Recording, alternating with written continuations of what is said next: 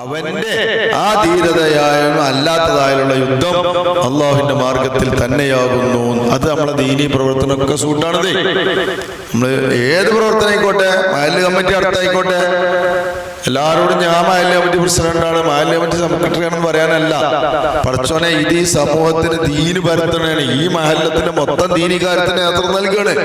അത് പടച്ചോനെ ഏൽപ്പിച്ച പണിയല്ലേ എന്ന് വിചാരിച്ചാണ് ചെയ്യണത്.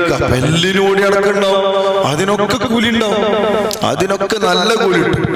നല്ല കൂലിയാണ്, നല്ല കൂലിയാണ്. നബി സല്ലല്ലാഹു അലൈഹി വസല്ലം തങ്ങൾ പറഞ്ഞില്ലേ, അത്തരം ഒരു സാമൂഹ്യ സേവനത്തിന് ഇറങ്ങൽ ഈ മദീന ശരീഫിന്റെ പള്ളിയിൽ എഴുത്തിക്കാപ്പിരിക്കുന്നതിനേക്കാൾ എനിക്ക് ഇഷ്ടമാണ്.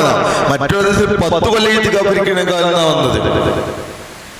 നമ്മൾ ചെയ്യുന്ന ചാരിറ്റി പ്രവർത്തനങ്ങൾ, സാമൂഹ്യ പ്രവർത്തനങ്ങൾ, വികായ പ്രവർത്തനങ്ങൾ, വൈറ്റ് കാർഡ് പ്രവർത്തനം, ഇതൊക്കെ വലിയ ശ്ലാഘനീയമല്ലേ? ആത്മാർത്ഥമാവണമെന്നേ ഉള്ളൂ.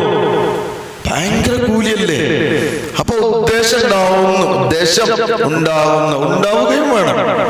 ഇല്ലെങ്കിൽ എന്ത്, നമ്മൾ സമയം പോയില്ലേ?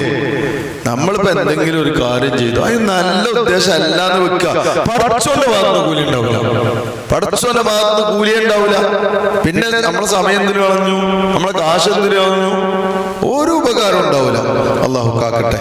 അപ്പൊ നമുക്ക് ചെയ്യാൻ കഴിയും. അപ്പൊ അതുകൊണ്ട് അള്ളാഹുവിന്റെ മാർഗം എല്ലപ്പോഴും നമ്മളത് അള്ളാഹുവിന് വേണ്ടി മാത്രം, എല്ലാം ലില്ലാക്ക് വേണ്ടി. ഇനി ഹദീസ് ഇങ്ങനെ വരുന്നുണ്ട്, അൽ ഹുബ്ബു ലില്ലാഹ് അൽ ഹുബ്ബു ഫില്ലാഹ് വൽ ബുഗ്ദു ഫില്ലാഹ്.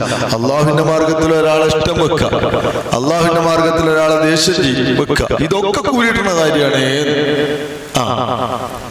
വരുന്നുണ്ട് 10 മുത്തഫഖുൻ അലൈഹി നമ്മൾ നേരത്തെ പറയണല്ലോ അല്ലെ? ഇമാം ബുഖാരി റളിയല്ലാഹു അൻഹും മുസ്ലിം റളിയല്ലാഹു അൻഹും കൂടി ഉദ്ധരിച്ച ഹദീസാകുന്നു.